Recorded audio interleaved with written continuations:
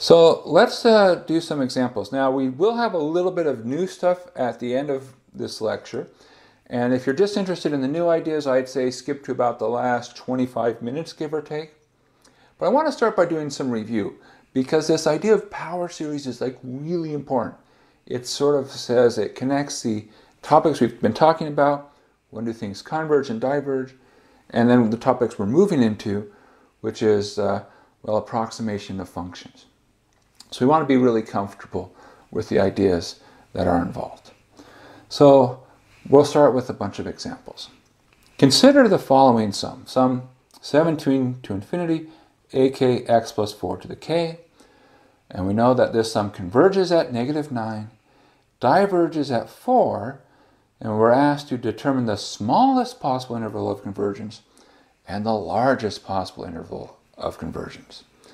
Now, on a side note, this 17 here might make you think, interesting, I wonder why they chose 17. Well, I think it was because it's a distraction. It's really not important. The 17 is there only to misdirect us, make us think it's important. Because when it comes to questions about convergence or divergence, it doesn't matter what the first terms are. It doesn't matter where we start the sum. It's always about how you finish. It's like in academics. It's not how you start your semester or your quarter. It's about how you finish it. So we want to make sure we finish well. So let's start by drawing ourselves a number line. Because we want to understand convergence and divergence, and we're going to try to understand things about the interval of convergence. Now the first thing for us to decide is where's our center? Now you might say 4, right? But be careful here. It's really tempting. You see that x plus 4. But secretly, this is actually x minus minus 4. And so our center is going to be at -4. So, all right. So good. So here's our center, -4. And now let's mark what we know. We are told that the sum converges at -9. So we come down here. Let's say this is -9 down here. And we know this is a converge. And it diverges at 4. So we go up to wherever 4 would be. Let's say this is at 4. And we're told this is a diverge. All right. Now before we try to answer the question, we want to sort of understand what's going on. And really, there's a very simple philosophy that's in play here. And once you understand that, then answering the question is going to be pretty quick. So there's two nice facts. So if, I should say this is our first fact. So if we converge somewhere, and when I say converge, I'm talking about our power series. So if we converge at a point, comma, then anything closer to the center must also converge. So in other words, once you know you converge at a point, anything nearer to the center than that point, it will also converge. Guaranteed. And it kind of makes sense. In some sense, the further out you are, the larger from the center you are, the bigger this x plus 4 term becomes. And, well, really we're focusing on convergence. So I should say the closer to the center you are, the smaller this x plus 4 term is, and so the better chance there is that you'll converge. Now, how do we actually use all of this?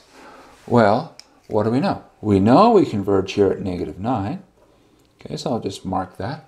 And that says, look, anything from -9 to -4, that also has to be places where we converge. So we must converge here. But wait a second. This is about being closer. It's not saying from -9 to -4. It says anything closer. So you can go the same distance on the other side. So if we say, well, this from -9 to -4, that's distance 5. So if we go distance 5 again, -4, distance 5 would take us up to 1. Then all these points will converge. For 1, though, we don't know. Now, why don't we know for 1? Well, the problem is it's not closer. It's as close. And we can't rule it out. Now, last time we saw examples where we had intervals of convergence, where it's like, oh, here I'm as close, the endpoints where one point did converge and the other didn't converge. So one is left as an unknown. So right now this marks the blue are places, look, we guaranteed we must converge on that part. No matter what, we're guaranteed that has to converge. Okay, so now what's the opposite? Okay, so let's go to that. So the opposite of converge is to diverge. So if we diverge at a point, all right, then anything, and you probably can guess, not closer, farther. So anything farther from the center must also diverge. So this also, if you think about it, makes sense. Because if we are farther from the center, this x plus 4 term gets bigger, and so it's even bigger than the thing that we had diverging. So we know that this 4 diverges. So that says anything out that direction will also diverge. So here we have things which must diverge. But again, I can think about, well, how far did I go? Well, here I went a distance of 8. So we're just going to go that same amount over here. So if I start at -4 and I go 8, that takes us out to -12. Now, what do I know about -12? Well, I don't know at -12. It's sort of an unknown, because that's, again, as far, but it's not farther. On the other hand, we have that if I head off in that direction, that this must diverge. All right. Cool. Now, you might say, well, what about all that other stuff? And good question. What about all that other stuff? And the answer is, all this other stuff, we don't have enough information. So it could be part of it, it might not be part of it, we just don't know. But now we're ready to answer our questions. Okay, so here we go. If we're looking for the smallest, well, we'll start there. So when we're looking for the smallest, we say, look, we're only going to take the things where we know for sure it must converge. Now, the only things that we know for sure it must converge is the part in the blue. So that starts at -9, and we do include -9. And then we go all the way up to 1, and we don't include it. And then we stop. When we're looking for the largest, well, now we say, all right, let's take everything we possibly could. So it's like the blue plus this little bit of green. Another way to think of it is, let's take everything that's not ruled out.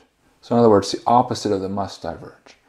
So we say, look, we know we have to diverge below -12, but at -12 we could converge. It's possible. And then we say, well, we can go all the way up to 4.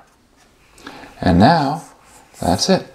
Those are the smallest possible and largest possible intervals of convergence. And it's not hard to come up with functions which actually have these intervals of convergence. All right. Okay, good. Nice warm-up. All right, the next one. This comes from an old final. Using the ratio test and then checking the endpoints, we find that the power series, sum from 0 to infinity of ak x plus 4 to the k, has interval of convergence -9 less than or equal to x less than 1. And you're probably thinking, wow, that sounds really familiar. It sounds like the one we just did. Coincidence. Okay. So, there's two-part problem. Number one, what is the value of the limit as k goes to infinity, ak plus 1 over ak? And then number two says, well, what's the interval of convergence for some other power series? So we're going to do these separately. And in fact, really, we don't need the answer for number one to get the answer for number two. So first off, what's the value of this limit? For a second here, let's just call this limit L. Because we're after the limit, it's just going to be very convenient for us to talk about L for a second. And let's think about what we're doing. Now, there's actually a good clue about what to do. Notice it sort of tells us using the ratio test. So we're going to do the ratio test. Now, the way we think about doing the ratio test is we come to this expression, and we'll call this our b sub k. All right, so there's our b sub k, and we're going to take a look at the limit as k goes to infinity of absolute value b sub k plus 1 over the absolute value of b sub k. So when I talk about the b sub k, it includes everything. So that's the limit as k goes to infinity of, well, when I put in the k plus 1 and take absolute values, I don't know about the sign of the a, so I'm going to make it absolute value of ak plus 1, absolute value of x plus 4 to the power k plus 1, downstairs, absolute value of ak, then absolute value of x plus 4 to the k. Now, the nice thing is if you look at the part here on the end, you get a very nice simplification. You can knock out k terms, and then what you have is just absolute value of x plus 4. And notice there's no k, which means I can think of this as a constant. So I can pull that out, absolute value of x plus 4 times what's left. So this is sort of the idea, is you can pull constants out of limits. So what's left is absolute value of ak plus 1 over absolute value of ak. And they say, hold on, that's exactly what we're looking for. That's what we're trying to find. Okay, so that's the absolute value of x plus 4 times our limit L. All right, now at this point you're probably thinking, well, we're kind of stuck, right? But hold on, we're using the ratio test, and let's remind ourselves what the ratio test tells us. The ratio test says you're going to converge when this is less than 1. So we get the convergence when our absolute value of x plus 4 is less than 1 over L. Now, this part, 1 over L, this is acting like our radius of convergence. So this is our radius of convergence. So let's step back and let's talk about our radius of convergence. So as we did last time, we see, okay, look, the center, that's at -4, and we got 1 and -9. We do include -9. We don't include 1, and there's our interval. But here, what's our important thing? Our radius. And what is our radius? Well, our radius is our distance to our endpoints. So in this case, we went 5 in each direction. So this is equal to 5. Okay, so that tells us that 1 over L has to equal 5. Well, flip it. That tells us that L has to equal 1/5. All right. So in particular, whenever you're doing the ratio test, whatever this limit turns out to be, is 1 over your radius of convergence. Okay, so that's the answer to the first question. Now, second question. What is the interval of convergence of this power series, sum from 0 to infinity, 2 to the k, a sub k, x minus 3 to the k? Now, we could rerun the ratio test, and that's okay. But let me sort of reason in a slightly different way. So let's look at our original sum. So our sum, k equals 0 to infinity, we have ak, and then we have this x plus 4 to the kth power. So what I'm going to think about here is that I really have a box. So I have ak, and then I have a box to the kth power. And what happens is this will work as long as what? Well, I just need whatever comes into this box. So the input in my box, let's think about what's true. It will converge at -9. So -9 plus 4 says -5. And it will converge at 1. So 1 plus 4 is 5. So -5 less than or equal to and less than 1. Okay? So that's the key. I just need that whatever goes into the box has to be between -5 and +1. Okay? And as long as that's true, it's going to converge and life is good. Now, what do? Well, let's take this expression and let's see what we can do. Well, I want it to look like what I've done before. This is sort of a really important idea. And we want to be comfortable doing this, where it says, let's take something we've done before and make it look like the problem we're doing now, or vice versa. Let's reduce to a previously solved problem. So I see I have an a sub k. So I'm going to still write this as a sub k. Notice I have 2 to the k, x minus 3 to the k. If I put those together, I can think of this as 2 times x minus 3, all to the k power. Now, I see, aha, this is my new box. So, what does that tell me? Oh, whoops, ha! I can't believe I made that mistake. Whoops, see, I put 1 here. Was that right? No, no. When I put in 1, what should I got? 1 plus 4 is 5. Now, I should have known something was wrong because geometric will always be symmetrical. I'm sorry about that. Sorry. Well, good to catch it now. So yeah, it should always be nice symmetrical numbers. But you know, the endpoints may or may not be included, so we won't worry too much about that. Okay, so that says we're going to have 2 times x minus 3. Look, this will converge if this is less than 5 and if it's greater than or equal to -5.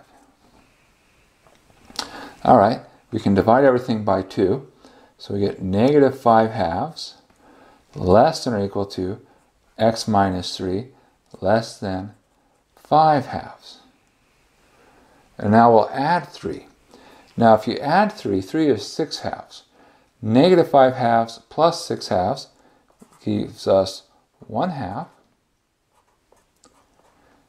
And then -3, whoops, -3 becomes +3, so 5 halves plus 6 halves gives us 11 halves. Yes? That sounds pretty good, right? So this should be less than 11 halves. Okay, now, of course, you should always check your work. All right, and, you know, is it reasonable? Well, as they say. So add 3, 6 halves plus 5 halves is 11 halves, yep. -5 halves plus 6 halves is 1 half. Okay, that looks pretty good. That looks pretty good. So 1 half less than or equal to x less than 11 halves. Now, what's the check? Now, there's a really simple check, and the simple check is the question, where's your center? Right? Because what should be true? If you look at this expression x minus 3 to the k, the center is at x equals 3. So, what's the halfway point between 1 half and 11 halves? Well, 1 half plus 11 halves would be 12 halves, which is 6. And then if you divide that by 2, you get 3. So that says 3 is in fact the halfway point. And so, yep, there we go. That's our answer. Nice, nice. You shouldn't rush these things. It's easy to make small mistakes. I know, because this is my second time doing this problem. I did it earlier today and I made a mistake. So, all right, that's okay. The more you practice, the better you get. All right, find the center and radius of convergence for, well, n factorial squared 2x minus 3 to the power of 3n over 2n times 2n factorial. Now the center is actually pretty straightforward. So how do you find the center? Well, the question when you think about where the center is which value of x would I plug into this expression and would I get 0 out? So we see here, we see that 2x minus 3. So we say, all right, if I was looking for a value of x that made that 0, I would say, well, I want 2x minus 3 to be 0, which says that our center would be add 3 divided by 2, 3/2. All right, so there's our center. Okay, well, that wasn't so bad. Ha! Easy, easy. That almost took almost no work at all. I'm sure the radius will be just as simple, right? Oh, probably not. But okay, well, only one way to find out. So let's begin. So how do we find the radius of convergence? Well, that's always going to be a root test or a ratio test. But in this particular setting, there's no choice because we see factorials. And when you see factorials, you have to go with the ratio test. So we're going to think of this whole thing here. This is our a sub n. Now you might say, hey, in the last problem you called this b sub k. Why is it a sub n here and b sub k there? Well, the sub n is just because that's what we're using for the index, so you can use whatever symbol you like. And the reason I didn't use a before was we already were using a to represent something. It's good practice to not use the same symbol to represent two different things, because if you do that, you might get confused. And that's not our goal. Our goal isn't to be confused. Our goal is to be anti-confused. Or maybe you could say our goal is to understand. So we're going to take our limit as n goes to infinity of absolute value an plus 1 divided by absolute value of an. So we're going to be careful here. Now, the only place where a negative could show up is at 2x minus 3. So that's the only thing that needs to have an absolute value attached to it. We're also going to be careful when we do this n plus 1 to use lots of parentheses so we don't confuse ourselves. So we're going to get n plus 1 factorial squared, then absolute value 2x minus 3 to the power 3 times n plus 1. Divide that by 2 to the n plus 1, and then times that by 2 times n plus 1 factorial. Now for the divide by a sub n, I'll just multiply by the reciprocal. So that'll be 2 to the n, 2n factorial. Divide that by n factorial squared, absolute value, because we don't forget there's an absolute value there, 2x minus 3 to the 3n. Now if we line things up and start doing our sort of anticipation, let's start with our exponential terms. So there's a 2 to the n. Downstairs I have 2 to the n plus 1, which I can think of as 2 to the n times 2. Here, the 2x minus 3. Well, notice this exponent is 3n plus 3 if you multiply the 3 through. So I can think of it as 2x minus 3 to the 3n times 2x minus 3 to the 3. Downstairs, 2x minus 3 to the 3n. Okay, let's start with the factorial. Now, n plus 1 factorial is really close to n factorial. I just need to pull off the first term. I'm going to think of that as n plus 1 times n factorial squared divided by n factorial squared. And the last piece that we haven't accounted for, because there's really 1, 2, 3, 4 terms, I've done 3 of them, is that 2n factorial. The top is fine. Now downstairs, 2n plus 1, this is really 2n plus 2 when you multiply it through. So you get 2n plus 2, 2n plus 1, 2n factorial. All right. Now we simplify. One of our favorite things, because it takes a lot of stuff and we say, hey, there's actually not that much left. What's not left? Or rather, excuse me, what's left over? Well, upstairs we have that absolute value of 2x minus 3 cubed. All right, that's good. We have an n plus 1 squared from here. Downstairs we have a 2. Then we have a 2n plus 2. By the way, you might notice something. 2n plus 2, if I just look at just that piece, that's really 2 times n plus 1. So I can think of this as 2 times n plus 1, and then 2n plus 1. And, whoa, I can actually do even more cancellation. Cancel off another n plus 1. The 2x minus 3 cubed that's a constant. There's no n involved. Pull it out.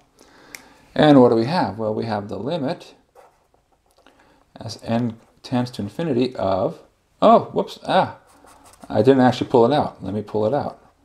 2x minus 3 cubed, limit, n goes to infinity.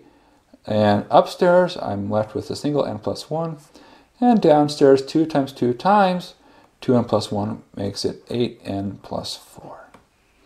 Well, that's a pretty easy limit to take. You could do L'Hopital if you wanted to. You don't have to do L'Hopital. You can say, look, it's polynomial over polynomial. Take your leading coefficients, and you get that this is 2x minus 3 cubed times 1 over 8. Now, we're not done yet. All we've done is to simplify this expression. But we know that the ratio test, this will converge when this is less than 1. So we say, hey, that's great. Let's move the 8 across. And now we're thinking, all right, good. 2x minus 3 has to be less than 8. So you're probably thinking, woohoo, we're done. Whoops, I forgot my cube. Now you're thinking, woohoo, after you wrote it down, we're done, right? Because that's our answer, right? Right? Right? No, that's not our answer. What's wrong? Well, the problem here is we don't have it in the right form. See, what we need to have it in, what's our goal? Is it needs to be x minus your center less than your r. That cube shouldn't be there. So we got to get rid of the cube. Okay, well that's not so hard. To get rid of a cube, we use cube root. So absolute value of 2x minus 3 less than the cubed root of 8, which is less than 2. And now you're like, okay, good. Now, that must be our answer, right? Right? Right? No. What's wrong? 2. See, I don't want a 2 there because there's no 2 attached to that x. It's just x. Well, okay, we know how to get rid of a 2. We divide by 2. So if you divide by 2, well, that gives us absolute value x minus 3 halves, just divide everything by 2, is less than 1. And now you're like, I don't know, is that the right answer? Is it? It is. So that's your radius. Because it's at the right form. It's x minus your center, and absolute value is less than the number. So in this case, this will converge as long as you're within 1 of 3 halves. So that says from 1 half to 5 halves. Now what about the endpoints? Well, that's a different problem. Do we need to worry about endpoints? No, because we were asked to find the center and the radius, and we did. So the center, 3 halves, radius, 1. All right, good. Well, let's do our next problem. Find the center and radius of convergence for this power series. Okay, so this is just good. We're getting lots of practice here with the center and radius. So no big surprises. We should be comfortable. The fact that we start at 7, yeah, we don't care. We know it's not the beginning. It's always the end. The thing that we see here, the factorial, tells us we've got to be going with the ratio test. So we can spot the center. In fact, at this point, we can just even write down what makes this expression 0 would be -2.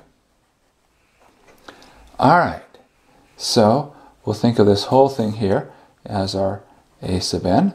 Take our limit as n goes to infinity, absolute value of an plus 1 over absolute value of an.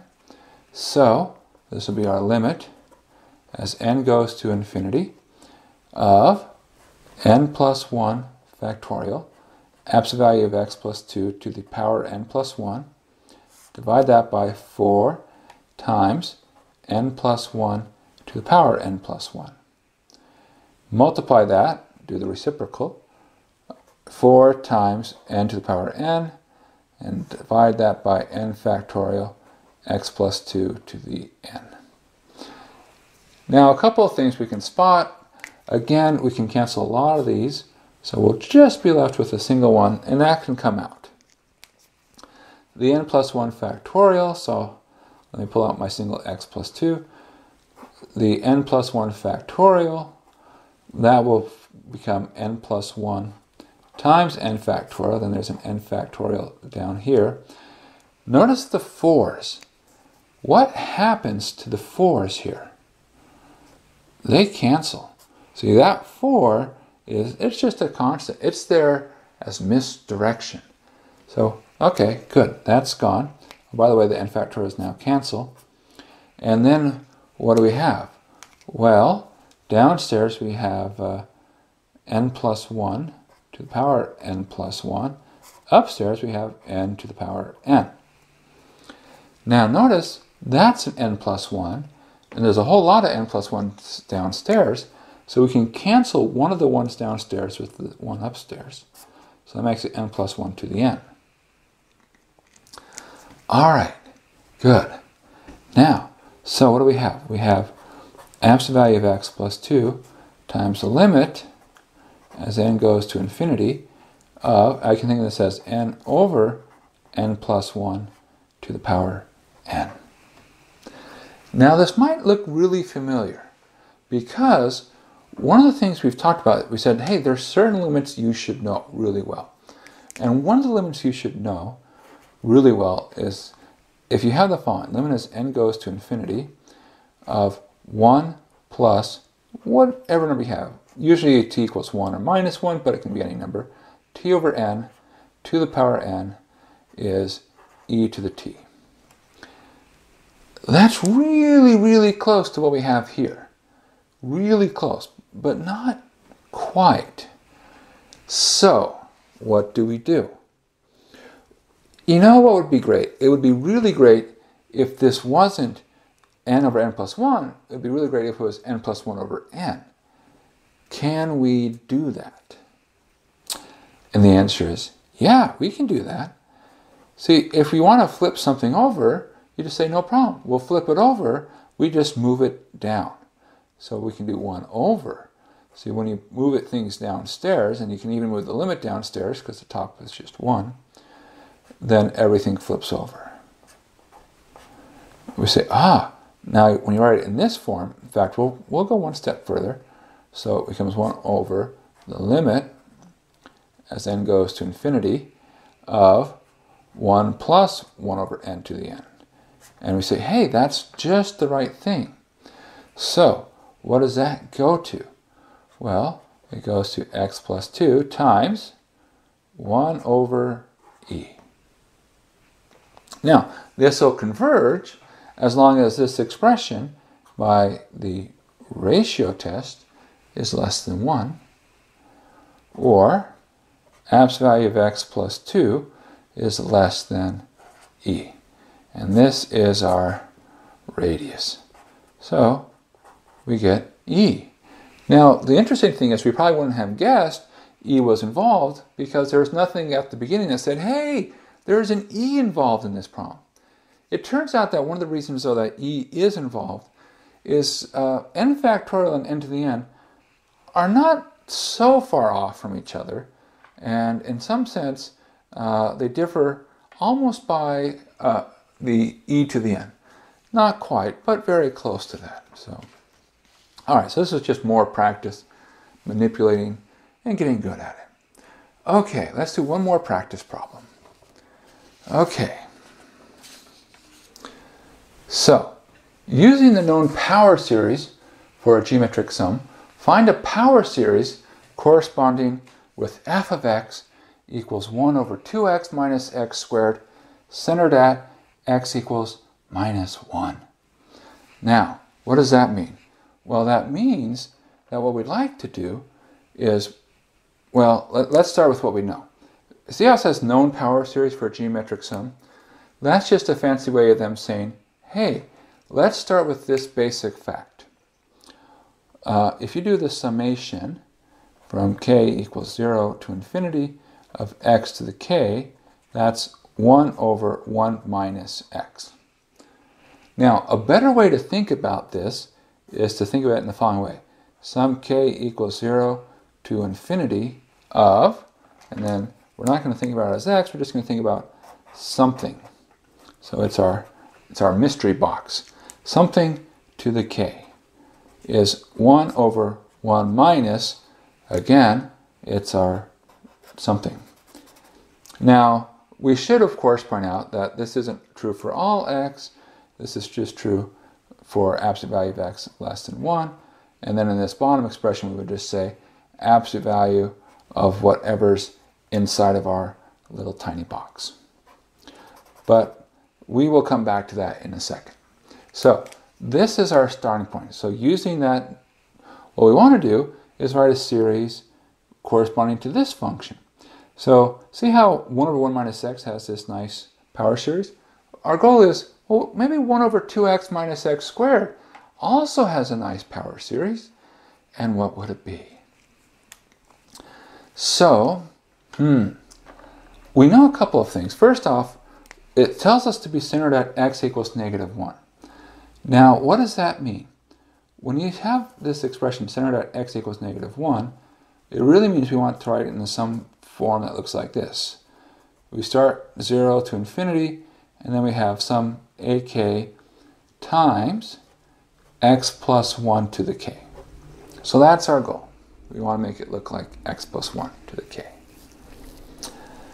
All right, so let's think about this.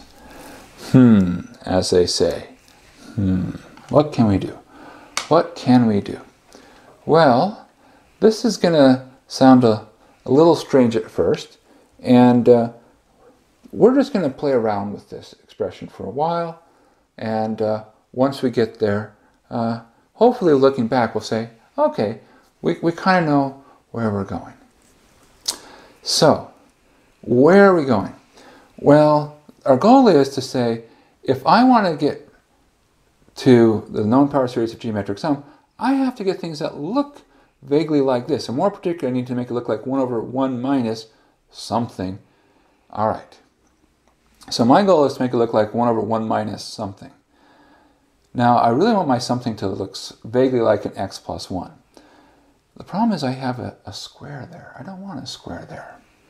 So, we're going to do something which, of course, one of our favorite things we've done it a couple of times recently, which is we're going to take this original expression, 2x minus x squared, and we're going to partial fractionalize it. So 1 over x times 2 minus x. Okay, so that should be something over x plus something over 2 minus x. We clear our denominators, and we get that 1 should equal a times 2 minus x plus b times x. And now we make good choices. If we choose x equals 0, lo and behold, we get 1 equals 2a, or a equals 1/2. If we choose x equals 2, well, we'll get 1 equals 2b. Or is it not 2b? No, it's 2b. See, b times 2, and that term is 0. Or b equals 1/2. So, let's begin our trip here. So we have that f of x is equal to 1 over 2x minus x squared, which according to what we've just done, that is 1/2 times 1 over x plus 1/2 times 1 over 2 minus x. So that's our partial fractions. All right, so far we're okay. Now, what's our game plan? Our game plan is to make 1 over x look like this, and 1 over 2 minus x look like this. And when I say look like this, I want to be really clear here. I want it to look like this, and I want there to be an x plus 1 showing up. So here's the first thing I'm going to do is I'm going to make x plus 1 show up. And how do we do that?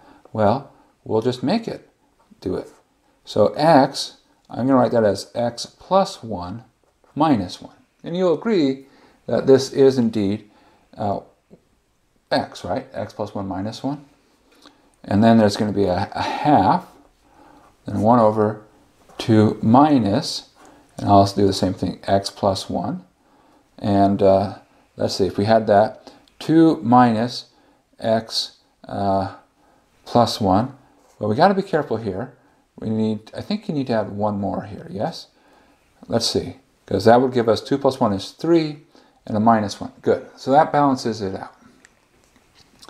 Now, let's do a couple things.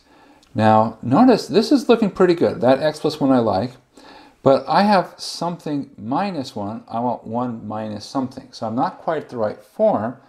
I have that minus sort of in the wrong place. But making a minus, fixing that, that's pretty easy. So that's minus a half times 1 over 1 minus x plus 1.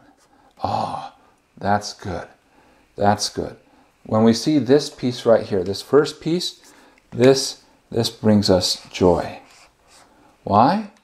Well, because we do have our x plus 1, and we fit the mold. 1 over 1 minus something. When you fit the mold, then you're able to use the mold. If you haven't fit the mold, you can't do it.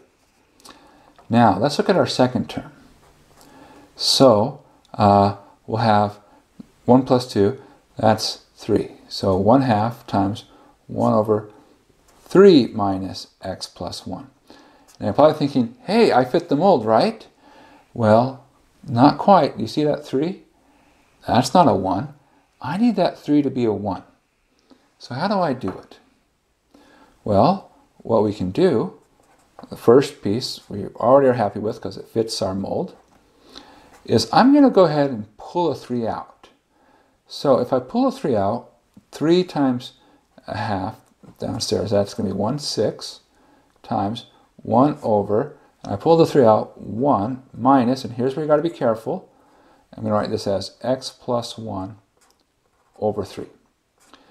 So what have we done? Well, our first piece here, that fit the mold already.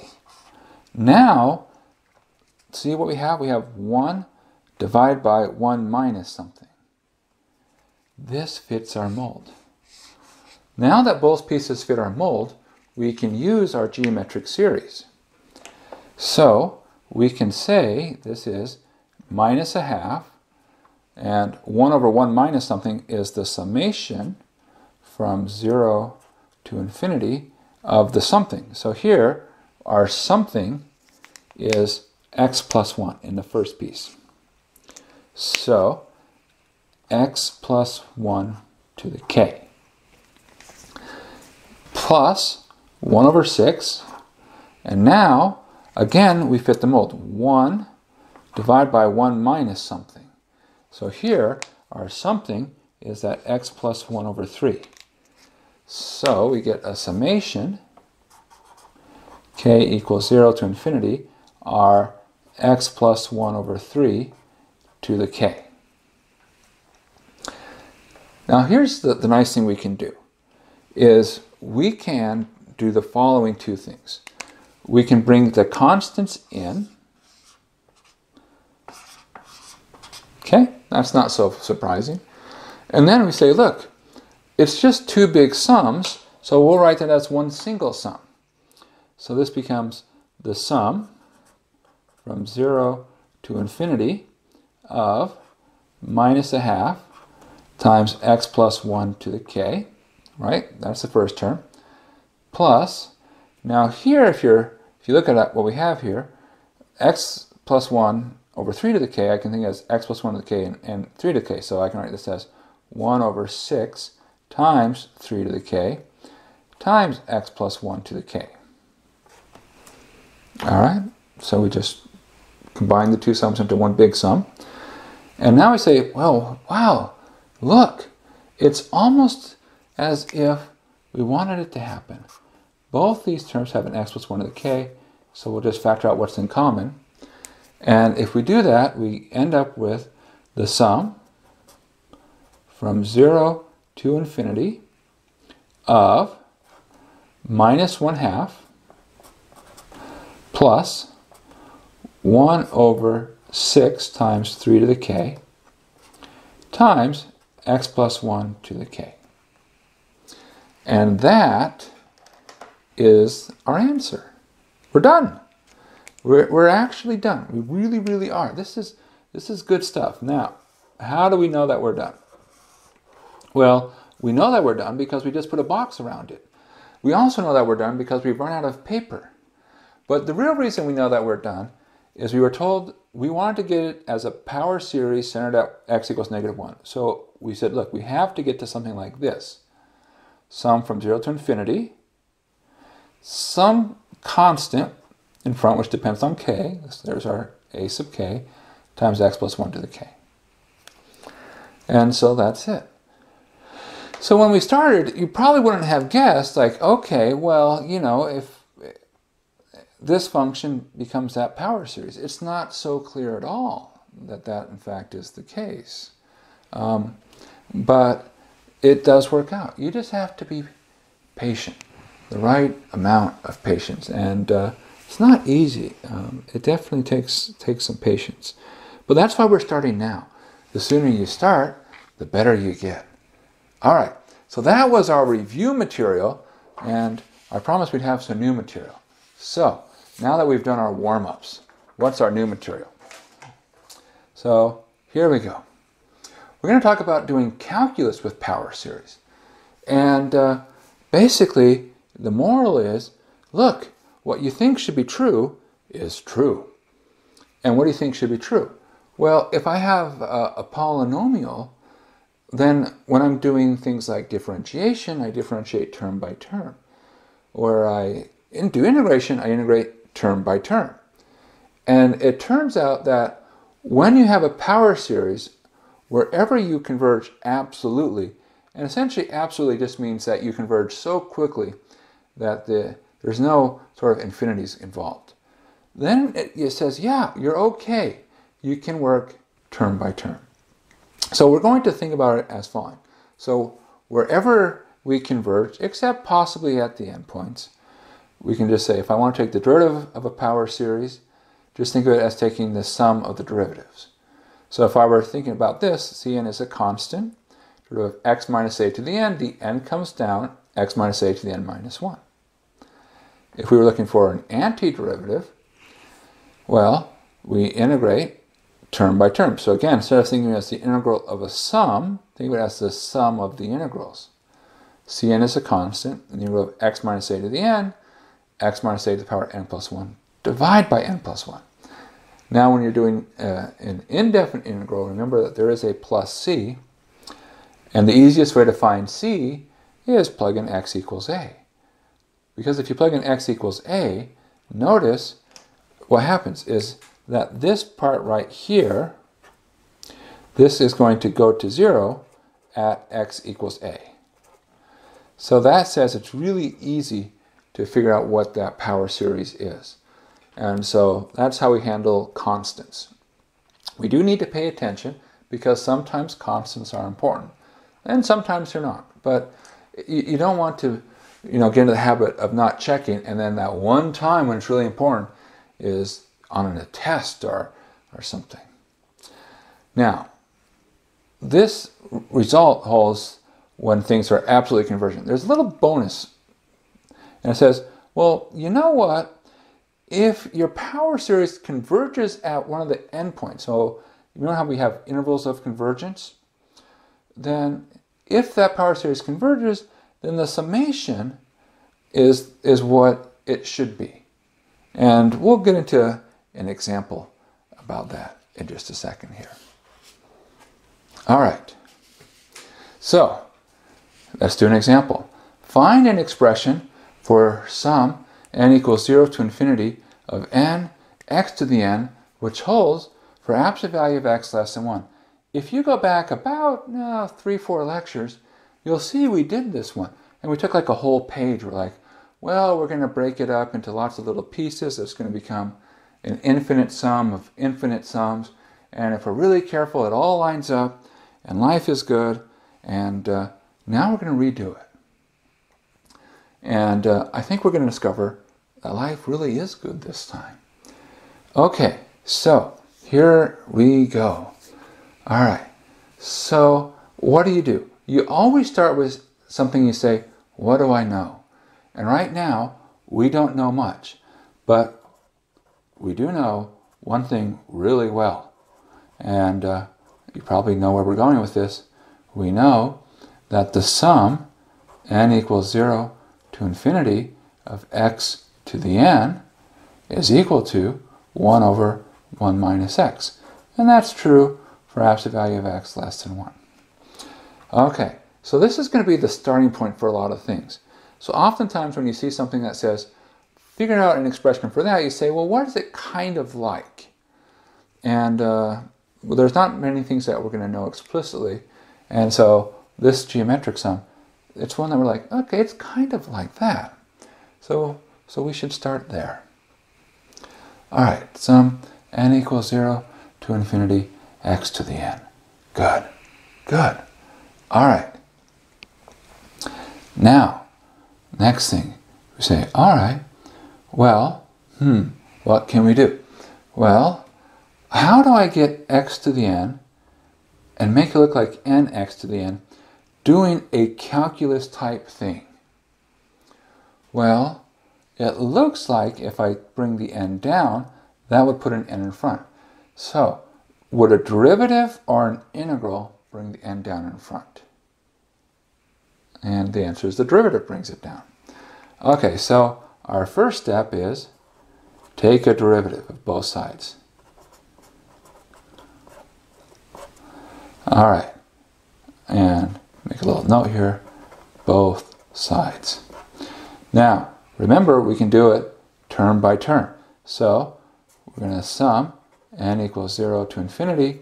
When we bring the n down, we are going to get n x to the power n minus 1. That's the derivative. That's what you get if you took the derivative term by term. So the question is, what do you get if you take the derivative over here? Well, you can think of this as 1 minus x to the minus 1 power. And if you do, so 1 minus x to the minus 1, you have the minus 1 times 1 minus x to the minus 2, so the minus 1 coming down, 1 minus x to the minus 2 times the derivative of the inside, which is minus 1. The two minuses cancel, so you get 1 over 1 minus x squared. All right. Now, are we done?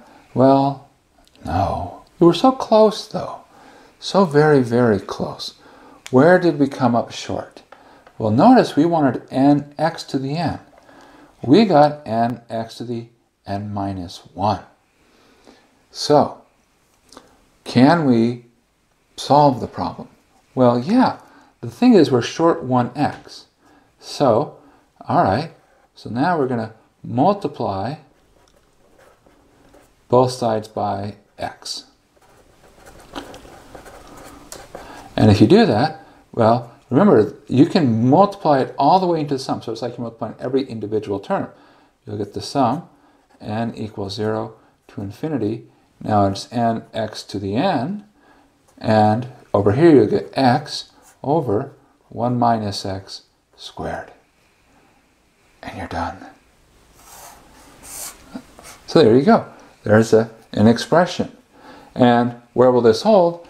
Well, since we started with absolute value x less than 1, it holding and taking the derivative doesn't change the fact that it holds for absolute value of x less than 1. Multiplying both sides by x, again, doesn't change the fact that it converges for absolute value of x less than 1. So that's what we are after. Now you might be tempted when you see this to say, whoa, Steve, you made this way more difficult than it needed to be, right? Because couldn't we have just come here and said, look, sum n equals 0 to infinity, x to the n equals 1 over 1 minus x. And now, look, all you're missing is the n, so we just have to multiply both sides by n, right? And that should do it, right? Right? Does that work? No, doesn't work. What's the problem? See, when I say multiply both sides by n, we get the feeling like, oh, n is one thing. But see, n is not one thing in this sum. N is an index. So initially n is 0, and then n is 1, and then n is 2. So I can't multiply by an index. That doesn't work. The reason why I can get away here is I'm not multiplying by something which changes. It's always x. I multiply by it every single term. So if it was a number like 2 or a half or x squared, something that as long as it isn't changing, I can multiply it by. But here, I can't multiply just by n because n changes. So be careful. Be careful. It's not that we're trying to make this harder. We're trying to make it so that it's actually easier. You just have to keep in mind what works and what doesn't work. So you got to go through the steps. Think about, am I allowed to do this step? Does it make sense? Is this something which is consistent for every single term? If it's something which changes with every term, I can't multiply it by, because there's not one thing I'm multiplying by. All right, so we're going to keep this up for a few more here, and let's do our next one. Okay.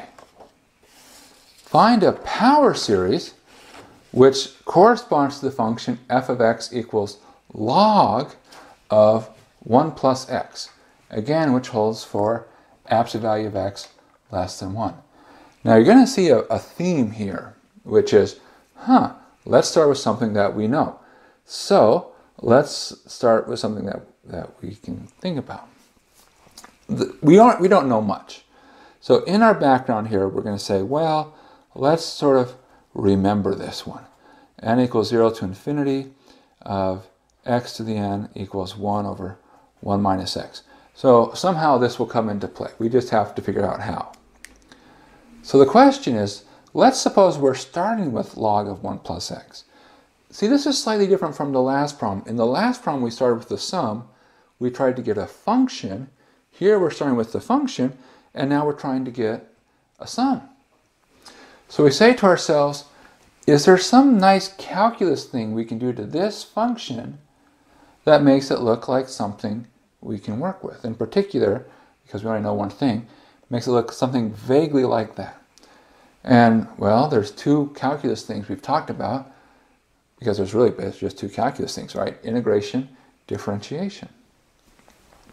And this is more of the differentiation variety, right? Because let's look at f prime of x.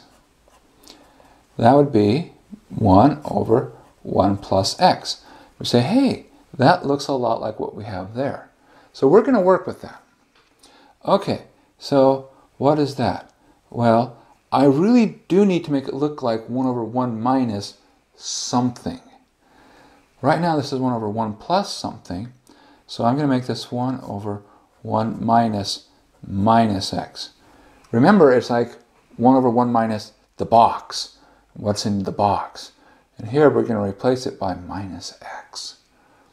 So, according to the rule, power series, that's the sum, n equals 0 to infinity of minus x to the n. Now, before you do anything else, you really want to get as much as possible that x to the n by itself. So I want to move that minus off, because if I keep it there, it's going to distract me when I take any further calculus tool. So minus 1 to the n, x to the n. Okay, so there we go. So we now have the following. This is not our answer yet, because look, that's not f of x, that's f prime of x. So we have that f prime of x is equal to the summation n equals 0 to infinity of minus 1 to the n times x to the n. Now, how do I get back to f? Well, I got to f prime by taking a derivative. I get back by taking an antiderivative. So, if we integrate both sides, we're going to get f of x equals, and now we integrate over here. That's the sum from 0 to infinity, negative 1 to the n. This doesn't involve x, so we don't do anything. It's only the terms that involve x where we do anything at all. The antiderivative of x to the n is x to the n plus 1 divided by n plus 1. And remember, because it's antiderivatives, plus c. So, how do we find c? Well, plug in x equals 0. If we plug in x equals 0, what do we get? Well, we're going to get log of 1 plus 0, which is log of 1, which is 0, equals, when I plug 0 into here, I get 0 plus c. So that tells me c equals 0. And so what we get is we get the following. Natural log of 1 plus x is equal to the summation n equals 0 to infinity of minus 1 to the n, x to the n plus 1 divided by n plus 1. All right, that's it. That wasn't so bad. Now, where does this hold? Well, see, this initial sum, this definitely holds while absolute value of x is less than 1. Okay? So anything that we do, integration, differentiation, it still holds. Let's look at a special case. So, remember what we said is we get a special bonus. Notice that this sum here does not converge at x equals 1 or at negative 1 because the terms won't go to 0. But look at the new sum we have. At x equals negative 1, it's going to become essentially the harmonic sum. But at x equals 1, something really nice happens. So what happens? So at x equals 1, what we get is log of 1 plus 1, which is known as log of 2, becomes the sum, n equals 0 to infinity, of minus 1 to the n divided by n plus 1. Now, does that converge? Well, alternating series goes to 0, so yeah, it converges. And if you write down what the first couple of terms are, you get 1 over 1 minus 1 over 2 plus 1 over 3 minus 1 over 4 plus 1 over 5, and so forth and so on. This we actually mentioned before, that this goes to log of 2. And now we see why, because it turns out that there's a connection to the natural log. Now, of course, this was also one of those really strange cases where if you rearrange, weird stuff can happen. But of course, that's because at the endpoints, you may not be absolutely convergent. So you got to be careful about endpoints. All right, another example.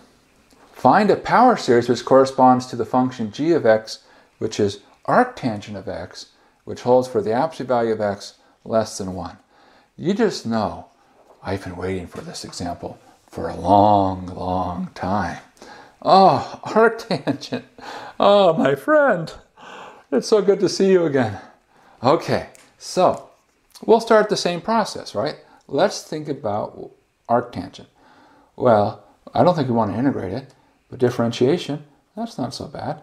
So g prime, that would be 1 over 1 plus x squared.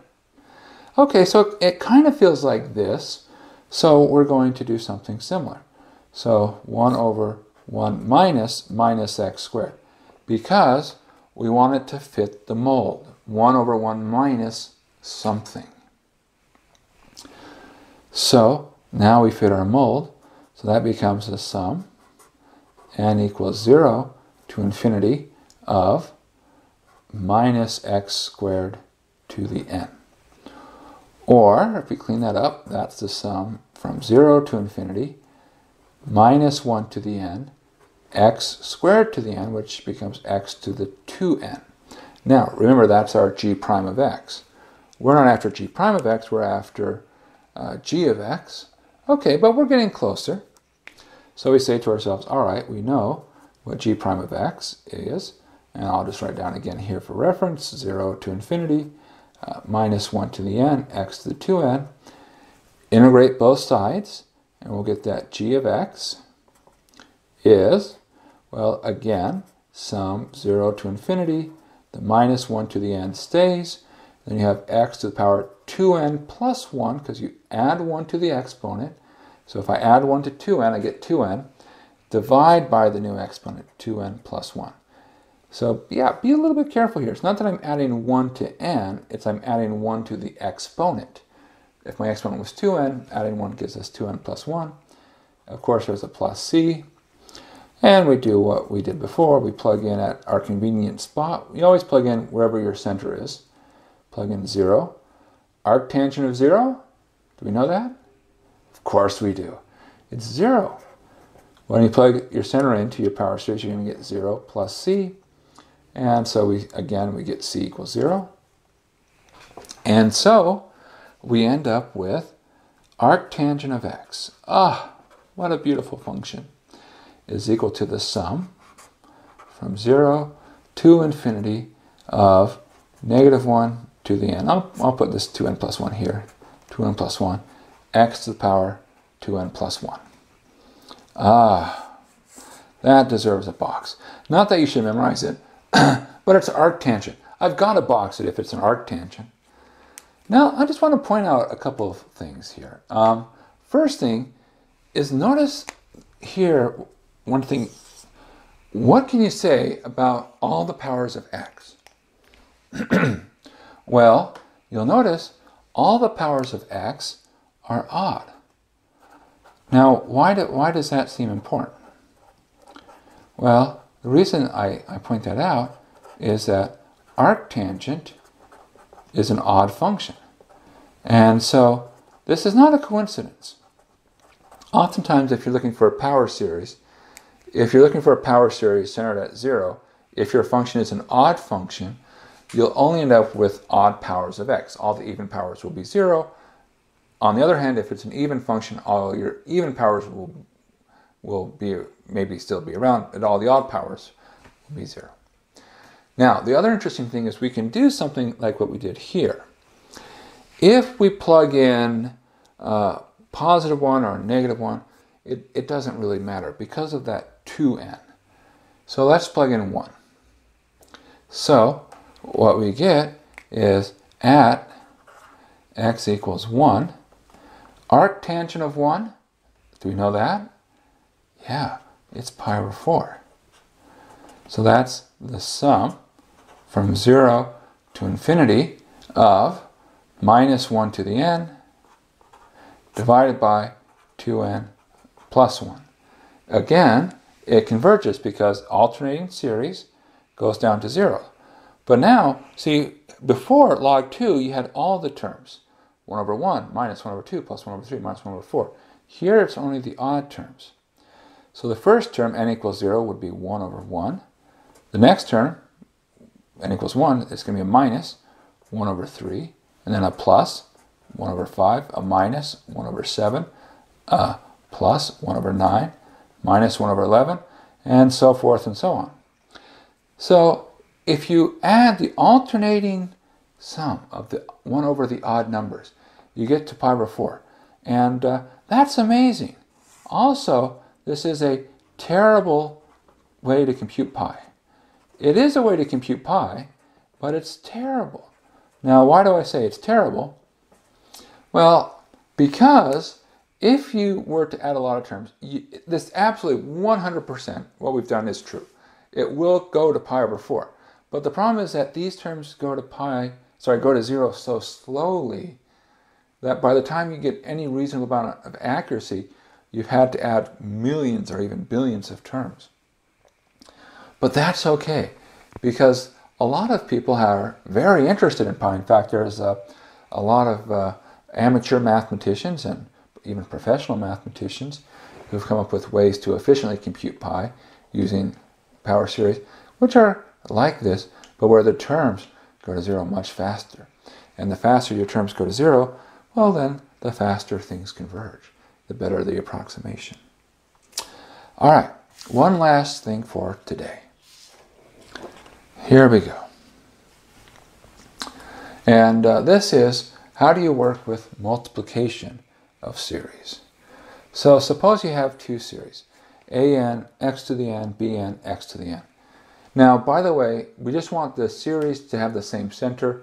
They could have been x minus a to the n, x minus a to the n, but for now, x to the n is fine enough for our purposes. And let's say that they both converge in some interval. And when in doubt, just use the smaller radius. So what you can do is you can actually multiply these two series together. So if I have two power series and multiply them together, I get a new power series. And it will also converge. Now, how do you do it? Well, if you think about FOIL, what's the philosophy? Well, when you're foiling, you multiply, first, outer, inner, last. That's where FOIL comes from. But really, the principle about foiling is you say, I'm going to take one term from the first piece and one term from the second piece, and I'm going to do that in all possible ways. So what we're going to do here is we're going to just do foiling, but industrial strength. So again, we're going to take a term from the first expression and a term from the second expression, and we're going to do it in all possible ways. So we start by thinking, okay, suppose we just want terms which contribute to the constants. Well, I can say that's a0, b0, right? Pick that term, pick that term. Now, what if I want terms that will give me a value of x? Well, I could take 1 times x, which would be a0 times b1, or I could take x times 1, a1 times b0. What if I want the square terms? Well, I could take a0 b2, because that would be 1 times x squared, a1x b1x, that would be a1 b1x squared, and a2 x squared times b0. If I want the cubes, again, I can just think about a0 b3, a1 b2, a2 b1, a3 b0. So in general, what happens is when I'm multiplying, I'm essentially going in two different directions, and I'm multiplying them together. See, ak will have x to the k attached to that. Bn minus k will have x to the power n minus k. So if I multiply these together, I get in power x to the n. So this is just foiling, just sort of kicked up a couple million notches. And so, of course, we couldn't be satisfied calling it foiling. So you might see this in the literature. If you ever hear the word convolution, that's what this is. This is just taking two power series, multiplying them together. And just remember, just start with your lowest order terms. What contributes to your constants? What contributes to powers of x? And so forth and so on. So, let's start here. Find the first three non-zero terms for this power series. 0 to infinity, c and x to the n. So we have x to the n minus 2 to the n over n plus 1, x to the n. So what we're going to do is we're just going to say, well, let's write down the first couple of terms.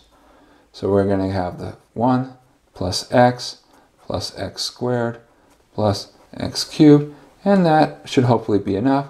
If we need more, we'll write down more. And okay, for our second series, what will we have?